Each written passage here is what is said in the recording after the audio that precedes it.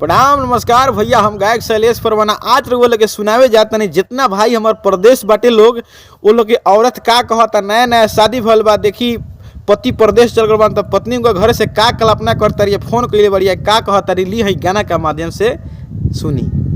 कि रउरा बहरा से घरवा जबुना, कि रउरा बहरा से घरवा जबुना, हरे अइबे बलम जी तो हमारा के बैठा दी नहीं यारवा ए बलम जी, तो हमारा के बैठा दी नहीं यारवा ए बलम जी।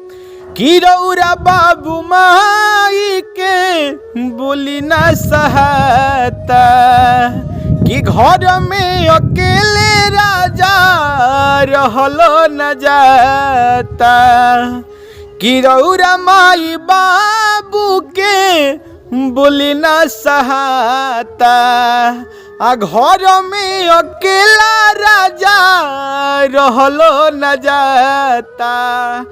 अरे बेरे बेरे लड़े होई हरे देवर भाई बलम जी, तो हमरा के बैठा दी नहीं यारवा ए बलम जी, हमरा के बैठा दी नहीं यारवा ए बलम जी।